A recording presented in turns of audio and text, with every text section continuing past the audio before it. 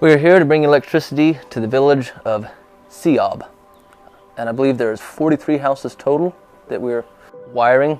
There's people doing all the electricians' work, and we're building the power line to it. We're coming down here to try to better these people's lives that live in these villages that without our help will never have electricity and never have the conveniences of electricity. It's dark here. I mean, there is no city residual lighting that, reflective lighting that kind of has that glow about it. It gets dark. And so I think, with these outside lights that, we've been putting on these structures, that it's going to help them tremendously. Being out on a project like this with no equipment, no tools, it really makes all the linemen have to think outside the box. When you have 20 different linemen, it's really interesting to see there's 20 different ways to rig something too.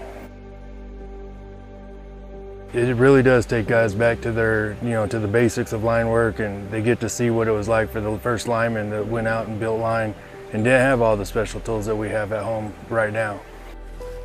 Doing a job down here as opposed to doing one in the U.S., we could do this entire job at home with our trucks and our equipment and our landscape in 2 or 3 days, where it's taken 2.5 weeks to do this. Going back to our roots is what it's really about.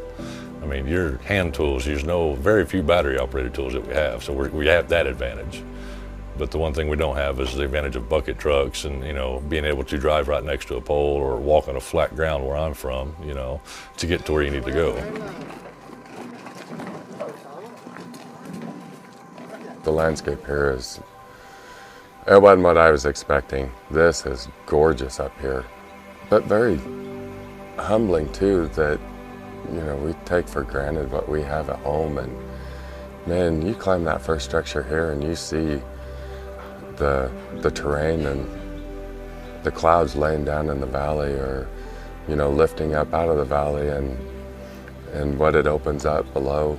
And you can see a long way when you're on a structure here.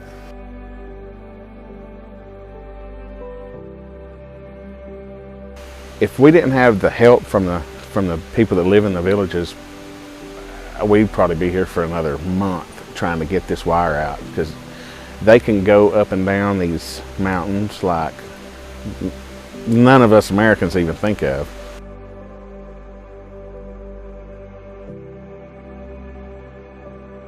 They seem to be just extremely excited to see us. Starting from day one when we had the big ceremony, that surprised me, to pull into the school up there, and the shepherd giving us prayer, and all the villagers there, and just welcome, guys, we're here to help, let's go. And they're ready. So yeah, they're looking forward to it, I think, as much as we are anyway. Yes, obviously there's a language barrier, which is quite an extreme one, but we're starting to learn to tell them just to slow down sometimes. They'll come and help us pull up wire, and there's 3 or 4 of them, and you got to stop them before they rip the pole over. So we just alto. We see that on the stop signs, and there's going to be one of them that speaks Spanish, so they get it, but we kind of just have to signal them, But then when there's no work to be done, you kind of have to joke with them and let them know that you appreciate their help. We're forming a bond, you can see. So I think that these guys can work, and they leave their families to go help us to do this, because this is a community effort. Back home, you don't have a lot of community involvement. You have very few people that really want to jump in and help. This right here seems like everybody wants to do their part.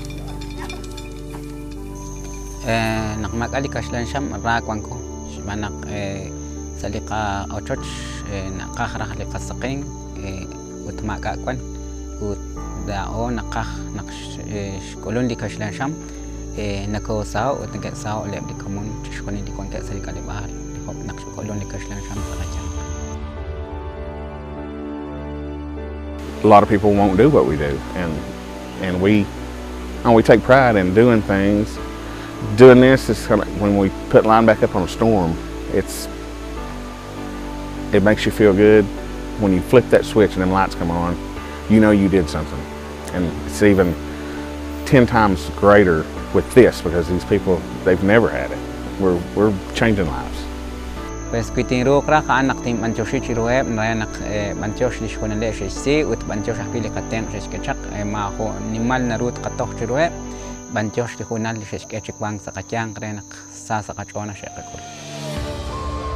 The NRECA, you know, I'm unfamiliar with that on the local scale, but the international group, yeah, they do tremendous things for these countries.